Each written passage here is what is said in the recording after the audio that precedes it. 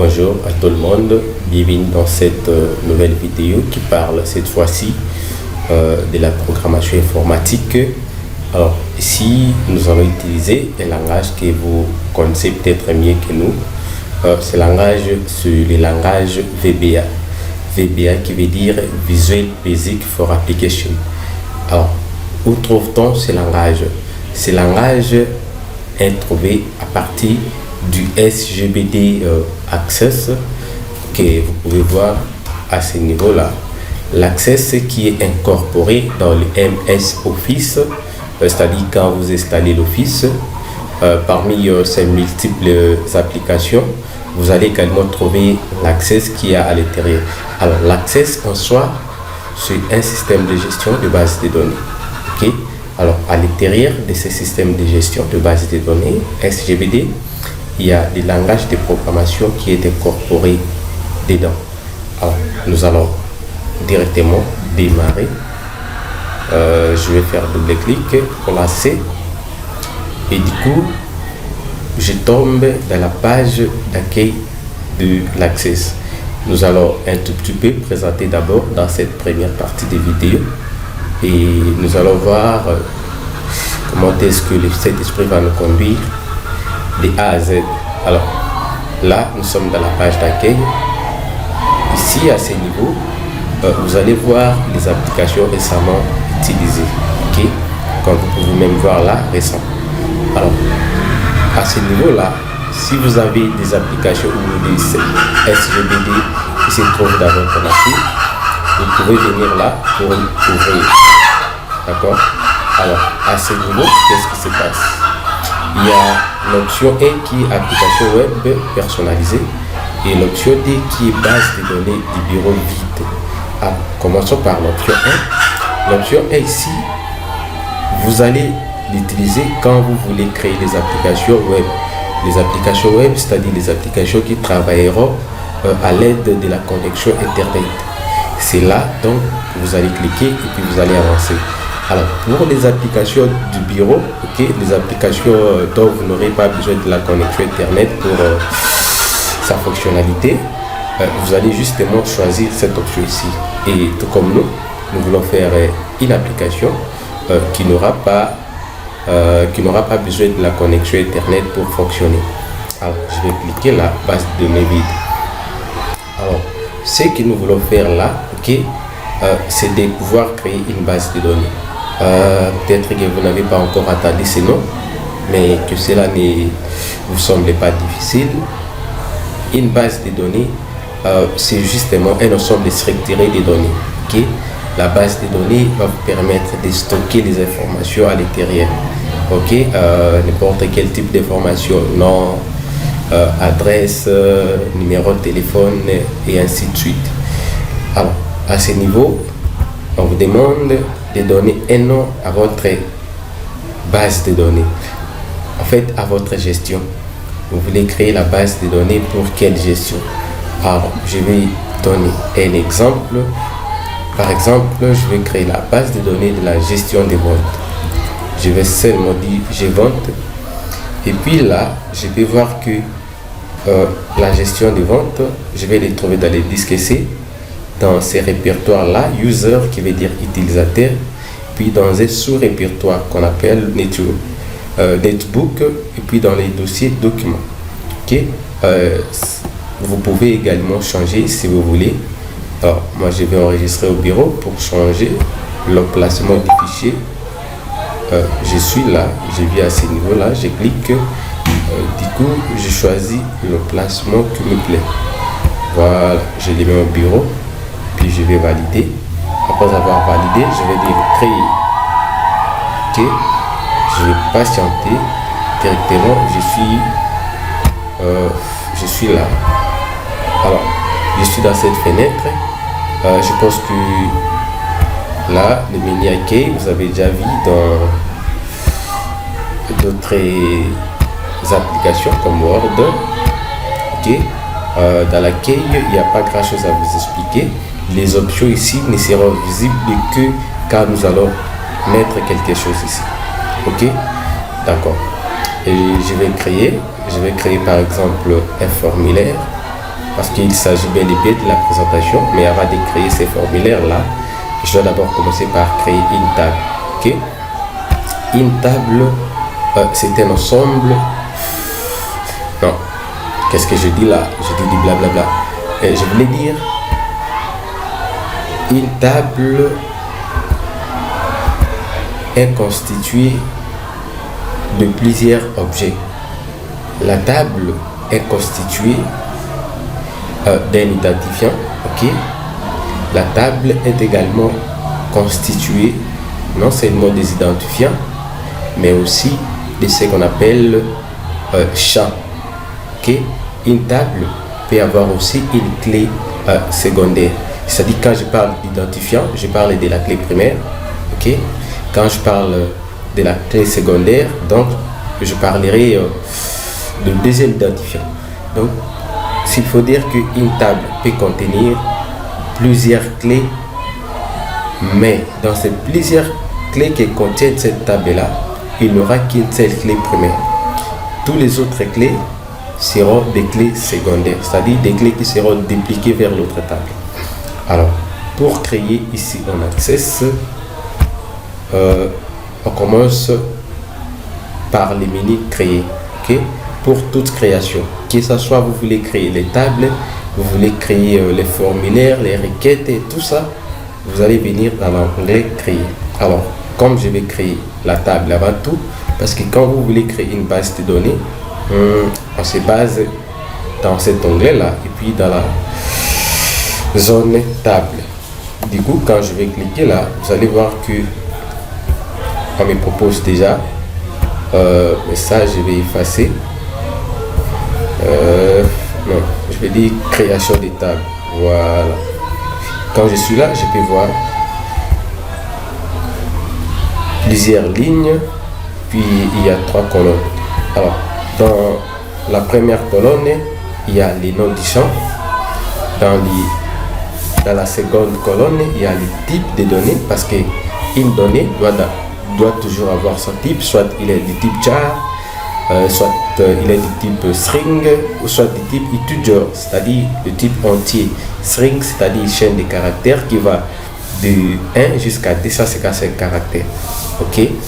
Alors, le char, c'est-à-dire un seul caractère. Quand on parle des entiers ou integer en anglais, c'est-à-dire vous voulez qu'il y ait dans cette zone-là qu'il n'y ait que qu'est-ce que je vais dire là, des chiffres ou encore des nombres, mais pas des lettres. Ok? Si vous voulez que dans une zone que vous ayez seulement des chiffres, alors vous allez choisir option integer ou soit numérique à ce niveau en Access. Alors ici c'est la description, elle est facultative comme vous pouvez voir là, soit vous pouvez décrire les champs ou tout comme vous ne pouvez pas décrire, ça ne va pas déranger. Alors je vais commencer, comme j'avais dit, une table commence toujours par un identifiant. Je vais dire name client. Ok, j'avais dit que nous sommes dans la gestion des ventes. On suppose que là il y a le numéro du client, il y a nom client, voilà, il y a nom client. Je vais enlever les S. Le client a également un post-nom, mais aussi il a un prénom.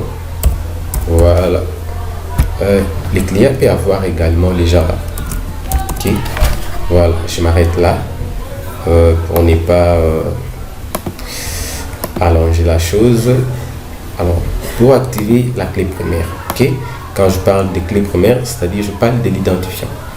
L'identifiant, c'est une occurrence qui doit toujours être unique pour différencier d'un client à un autre.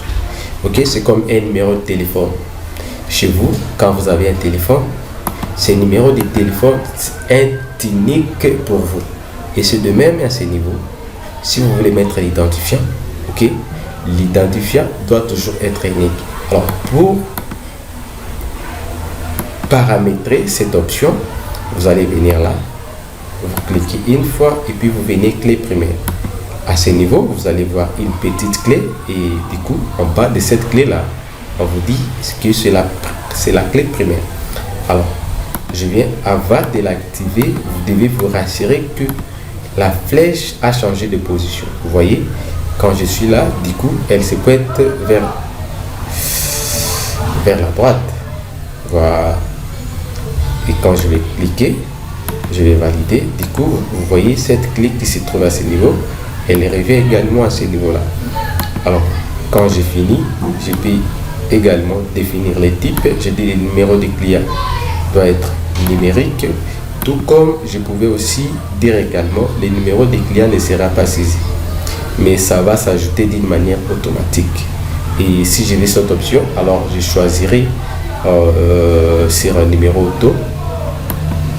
Voilà, mais moi je ne vais pas le faire, je vais tout simplement garder les numériques si je vais. Rien n'empêche que je garde également les strings.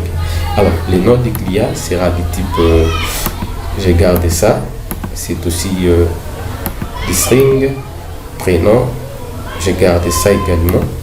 Mais à ce niveau, les jars, nous allons faire ça pour définir les valeurs par défaut. Nous allons dire dans les jars, on ne va pas saisir, ok? Nous allons définir bien avant. Là, nous allons dire, il y a d'abord les jars féminins, mais aussi il y a les jars masculins. Voilà. Et après ça, il n'y a que des jars dans ce monde jusqu'aujourd'hui. Alors, je vais faire suivant. Quand je suis à la fin, je vais dire limiter à la liste. Limiter à la liste, pourquoi? Parce que à part ces deux jars là, à part le masculin et le féminin, l'utilisateur n'aura plus besoin d'ajouter, n'aura plus l'accès d'ajouter ne fût-ce qu'une seule lettre. Donc il va utiliser ce que nous avons défini. Alors je vais cocher limiter à la liste et puis je vais terminer. C'est bon, ça change. Alors à ce niveau, vous allez voir propriété du champ. C'est-à-dire, vous allez lire à ce niveau, il y en a beaucoup. Alors je vais choisir là. J'ai dit, comme c'est des strings, la taille maximum c'est à 255 caractères. Vous voyez, c'est derrière là, c'est par défaut. Alors je vais dire, le nom du client qui sera saisi n'aura pas 255 caractères. Alors je vais dire, cette zone là n'acceptera que un nom qui a 15 caractères par exemple. Bon, je vais mettre 30 parce qu'il y a certaines personnes ont des longs noms. Alors là, dans les formats, c'est quand vous voulez soit traduire des majuscules en minuscules. Si vous voulez faire les majuscules, ok, même si l'utilisateur va saisir dans cette zone là en minuscule, et donc ce qui lui sera affiché, ça sera en majuscule. Alors pour ce faire, vous allez justement mettre le signe de supériorité, c'est pour traduire en majuscule, et le signe d'infériorité, c'est pour traduire en minuscule, vice versa. Alors, et ça sera comme ça jusqu'à la fin. Et puis légende correspond à cette option là, ok. Par exemple, là il y a un nom client. Dans la légende, je peux tout écrire les noms, ok, des clients. Voilà. Tout comme je pouvais prendre ça, ok, et puis je les mets à ce niveau là. Donc ça revient au même, soit l'énigme client, parce que il y a des utilisateurs qui ne comprendront jamais.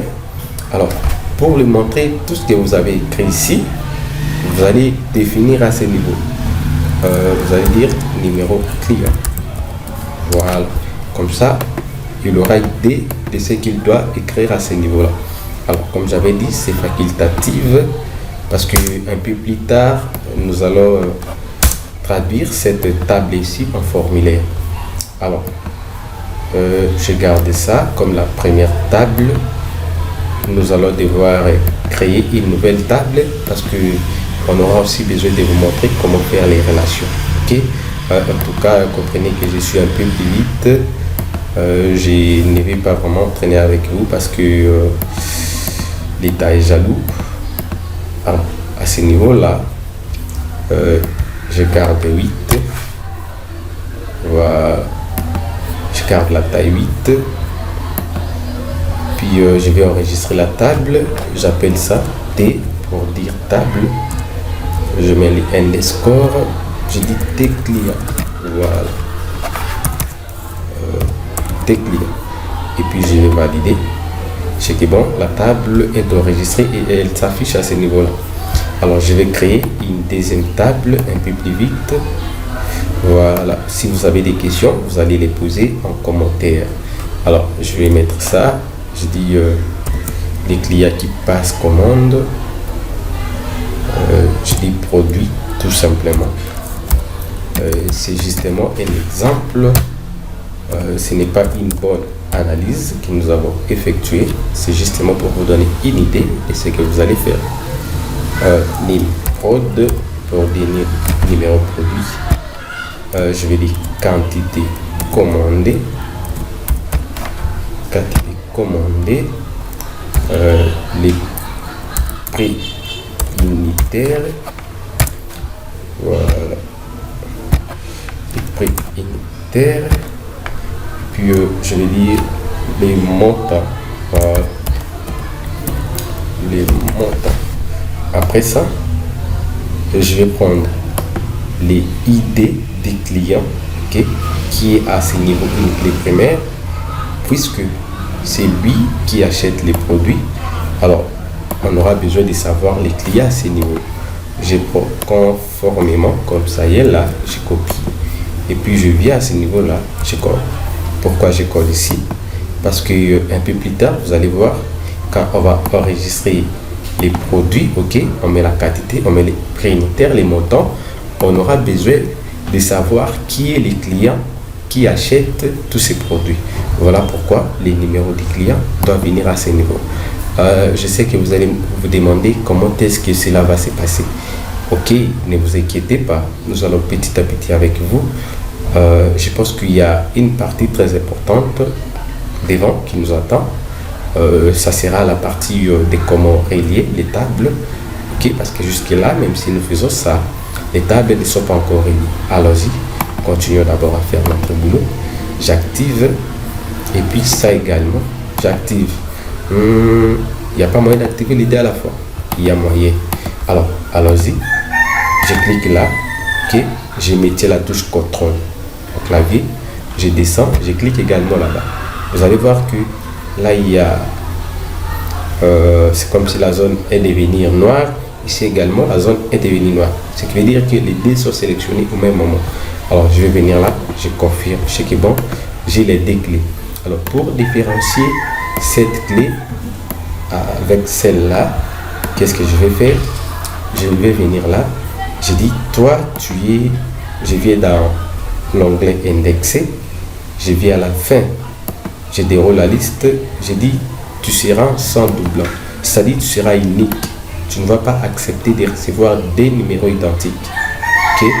Et puis je viens, comme celui-ci est une clé étrangère, c'est cette clé là qui est dans sa table d'abord, une clé primaire, et puis elle se retrouve dans l'autre table. À ce moment, cette clé est appelée étrangère, c'est-à-dire une clé qui est dupliquée dans l'autre table. Alors, pour dire que toi, tu es une clé étrangère, nous allons venir, nous pointons d'abord là, et puis nous descendons dans l'onglet indexé, puis je choisis l'onglet avec doublon, tout simplement. Voilà ce qui a fait la différence avec les deux clés. Parce que dans une table, on ne peut pas avoir deux clés ou trois clés primaires. On n'a qu'une seule clé qui est primaire, mais on peut avoir plusieurs clés étrangères dans une table.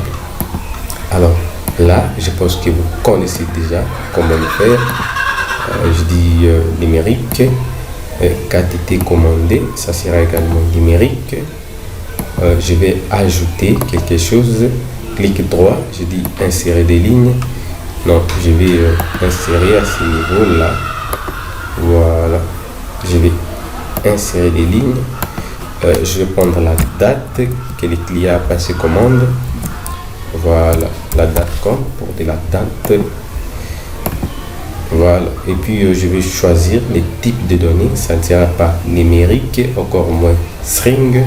Mais je vais choisir la date et voilà. C'est comme ça ici on accesse. Alors, on est là. La date, quand je choisis le type date et heure, et puis je vais venir là dans les formes. J'ai choisi ça. Voilà, date et abrégé. Puis quand j'ai fini à faire ça, les numéros des clients, je ne choisis pas. Mais regardez maintenant ce que nous allons faire. Donc, nous allons d'abord enregistrer avant tout. J'appelle ça télécommander. Voilà. Télécommander. Voilà. Télécommander. Puis je vais enregistrer. Alors, je vais d'abord fermer. Voilà. Pour ouvrir une table, ok, en mode feuille, vous allez faire clic droit et puis vous dites mode création, ok. Là, vous avez la facilité de modifier, de faire tout ce que vous voulez. Mais quand vous double-cliquez, ok, quand vous double-cliquez comme ça, c'est-à-dire vous êtes dans les modes enregistrement. C'est quand vous voulez enregistrer, ok. Là, j'ai par exemple 01. Je dis les noms des clients. Vous voyez la légende qu'on avait mis, les noms des clients. Vous voyez, ça revient ici, nom des clients. Alors, le nom des clients, je vais dire Isabé, son poste nom c'est Mandebo, son prénom c'est. Voilà, c'est ce client là. Ici dans les jars, on ne va pas écrire parce qu'on avait plutôt prévu, ok.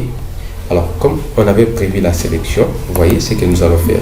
Je suis sûr que vous avez déjà vu ça quelque part, ou soit lors de vos créations des comptes Facebook ou que sais-je encore. Vous voyez, quand je clique là, j'ai choisi déjà, j'ai dit déjà masculin, et puis je vais enregistrer, je sais que bon, c'est tout. Si je vais continuer, je vais venir là, je dis ça c'est le deuxième client qui s'appelle voilà, Mapanda Billy, et puis son prénom c'est ce prénom là, voilà. Puis je vais enregistrer et ça sera comme ça jusqu'à la fin et ainsi de suite. Bon, elle est déjà féminine, voilà. Vous voyez, si je remarque que quelque part ici j'ai trouvé qu'il y a erreur, alors je vais seulement retourner là, je fais clic droit s'il vous plaît, j'insiste, et puis je vais venir mode création chez Kebon. Vous voyez, je peux modifier, mais avant de modifier à ce niveau, vous devez ça c'est en mode feuille, hein, ok. Vous devez d'abord effacer tous les enregistrements qui se trouvent à ce niveau là. Pour effacer, c'est simple, vous faites ça, ok. Vous faites ça et puis supprimez l'enregistrement, tout simplement. Cliquez sur oui, c'est bon. Quand je clique, l'enregistrement est supprimé. Alors, et ça sera comme ça. Nous allons également essayer d'ouvrir commande en mode feuille. Je dis c'est le client numéro 1. Il commande quoi?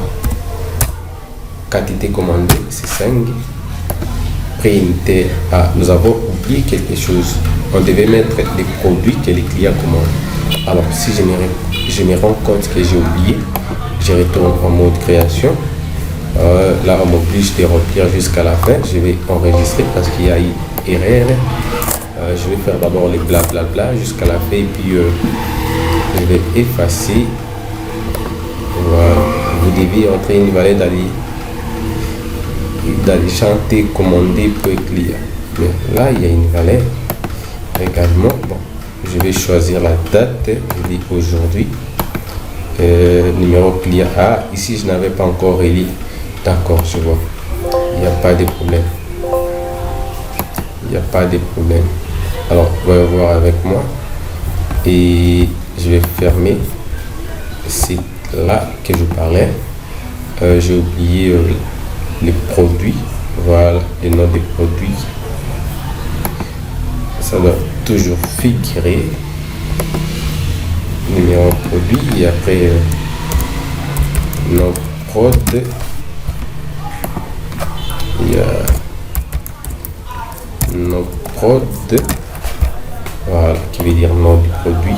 Je garde ça. La taille maximum, je peux mettre 50. Ça dépend de vous parce que c'est vous qui êtes le concepteur. Alors, quand je suis à la fin, je vais enregistrer et puis je vais dans les modes feuilles des données. Je viens là, je dis le nom du produit c'est quoi? C'est biscuit, voilà. Quantité commandée. Il achète 50. Prix unitaire, safran. Et puis montant. C'est les totales normalement. On va voir dans la programmation. Cette zone-ci, nous n'allons pas saisir. Nous allons devoir l'afficher automatiquement parce qu'il faut calculer. Quand nous allons prendre quantité, prix unitaire, directement, ça doit donner ici. Ok, automatiquement. Alors, on va faire ça. D'abord, dans un premier temps, je sélectionne la date avec le format que j'avais pris. Vous voyez, ça revient là. Puis, les numéros des clients qui achètent ces produits-là doivent être sélectionnés à ce niveau. Parce qu'à partir du numéro des clients seulement, on saura les clients qui a acheté les produits. Alors, je vois parce que comme ça, même si on va essayer d'enregistrer, ça ne va pas passer. C'est que bon, on me dit vous devez entrer une valeur validité commandée point name client, donc dans cette zone là. Et ce qui est bon, ce qu'il nous faut ici, c'est d'abord faire ce qu'on appelle la relation entre les données pour enfin récupérer les numéros des clients à ce niveau là. Alors pour faire une relation, je viens là, je viens à ce niveau là et je pars encore où?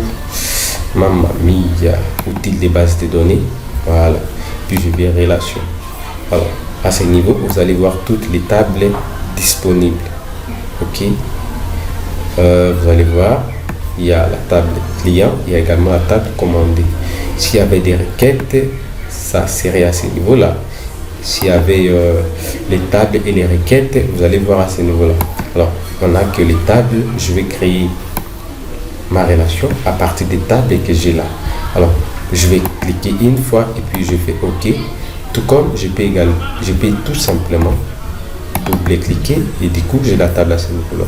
Quand c'est fini, je vais fermer cette partie. Puis, je vais faire ça pour bien voir. OK. Il y a plusieurs manières de faire une relation. OK. Ça, c'est la première. Je vais vous montrer des méthodes pour relier les tables. Ça va? D'accord. Alors, je vais prendre ça, puis dans une relation entre les tables, on duplique toujours la clé étrangère vers sa clé primaire correspondante. C'est-à-dire, je vais vérifier, parce qu'il peut se faire que j'ai plusieurs tables à ce stade ici. Je vais tout simplement regarder name client ici correspond à quelle table.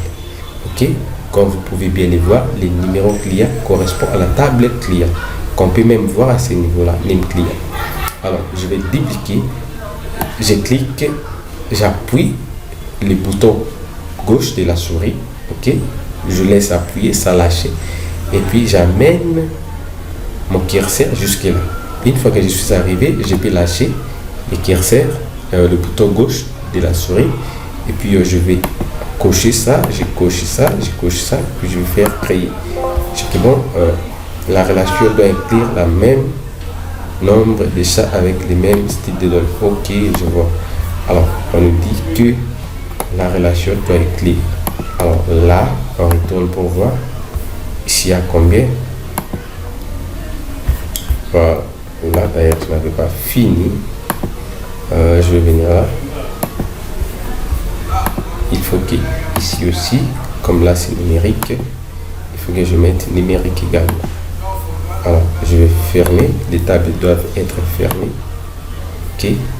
Quand vous créez des relations, les tables doivent être fermées. Je vais venir là. Nous allons essayer de nouveau. On va voir ce que ça va donner. Je sais que bon, la relation est là. Attention, qu'il faut faire vraiment attention. Les types de données que vous avez définis à ce niveau-là, si c'est numérique, dans sa clé étrangère également, il faut que ça soit numérique. Sinon, ça ne va pas passer. Vous allez voir, vous allez rencontrer un problème comme nous venions également de rencontrer. Alors, pour supprimer la relation, ça c'était d'abord la première manière de relier les tables. Alors, je vais vous montrer une seconde manière que moi j'appelle ça même une relation automatique. Je vais supprimer. Pour supprimer, je clique sur la ligne, clic droit et puis je dis supprimer la relation. Je vais dire oui.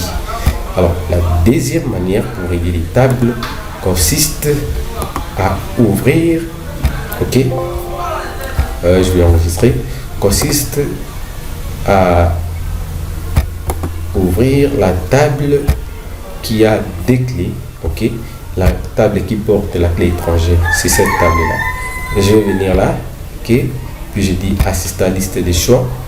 Cette fois-ci je ne coche pas là parce que je ne vais pas taper, mais je vais plutôt récupérer. Je viens suivant et je suis dans les NIM clients. Je vais récupérer les numéros matricules, l'identifiant des clients aussi. Voilà pourquoi je dois cocher cette table là. Je fais suivant. Alors je vais récupérer ça, je vais récupérer aussi son nom. Qu'est-ce que je vais afficher? Je récupère son nom et son poste nom. Je fais suivant. Là, je prends les numéros. Je fais suivant.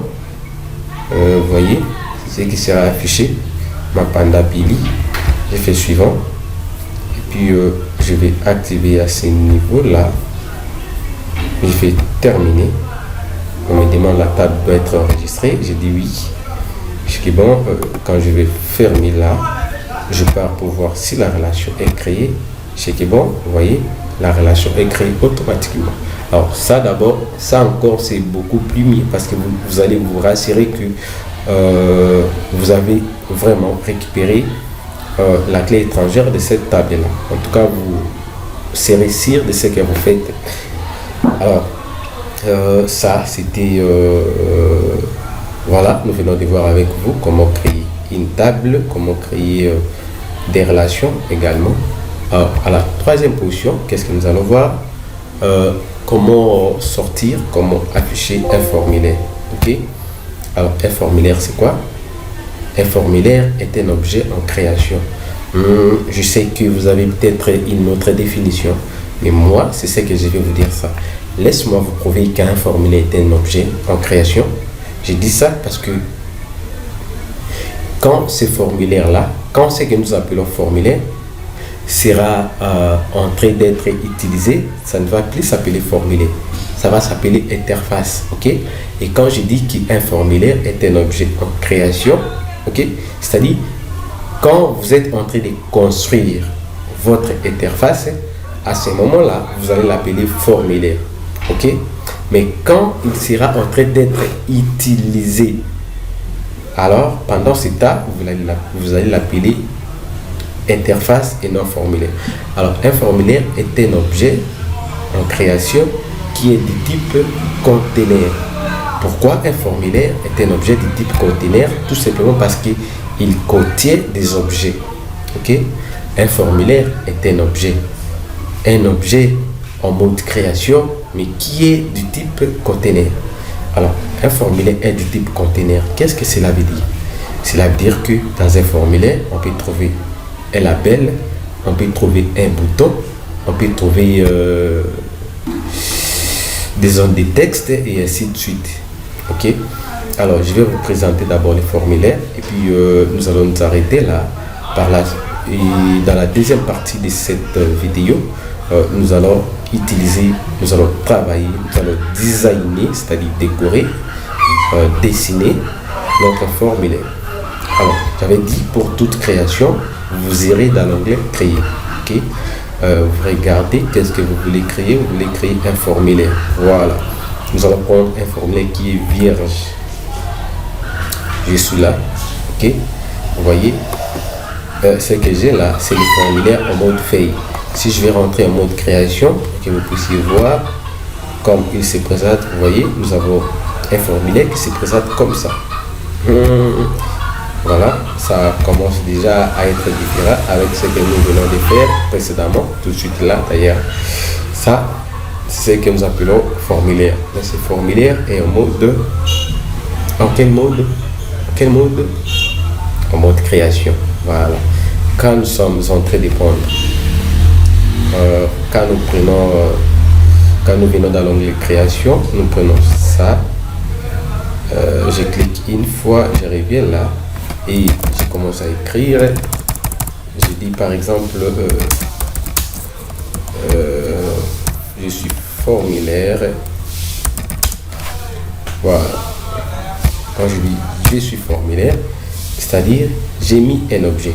Cet objet-là s'appelle étiquette ou encore label dans d'autres langages de programmation. Je voulais oublier. Vous voyez à ce niveau, quand nous parlons déjà des formulaires, c'est-à-dire nous sommes dans la partie programmation, ok? C'est-à-dire dans la partie langage. Parce que j'avais dit tout au départ là de ma vidéo, j'avais dit que dans l'Access, il y a des parties. Il y a d'abord la partie base de données et la partie programmation. Ok? Alors, quand seulement vous quittez les tables, ok, vous êtes dans les formulaires, dites-vous que vous êtes déjà dans les langages VBA. Ok? Alors, la base de données se limite au niveau des relations. Ok? La base de données se limite à ce niveau-là, relation. Quand ici, on parle de la base de données. Je suis en train de construire ma base de données. Mais quand vous êtes, une fois que vous êtes à la construction des formulaires, alors sachez que vous êtes désormais dans les langages de programmation. Vous avez traversé l'autre côté du monde. Alors, je peux prendre ça, ok, pour prendre les objets, ok, tout ce que vous allez travailler dans vos formulaires, c'est à ce niveau-là, création, donc les créations. Puis j'ai ça, j'ai également la zone de texte qui va vous permettre d'écrire. Pour les récupérer, c'est simple. Je clique une fois d'ici et quand je reviens dans mon formulaire, je clique également chez qui bon, ça me produit ça. Alors, pour les déplacer, à partir de ces boutons noirs là, je peux tenir et je déplace avec facilité. Alors là, vous pouvez renommer tout simplement là, cette partie à gauche correspond à une étiquette. Je peux dire non, voilà. Non,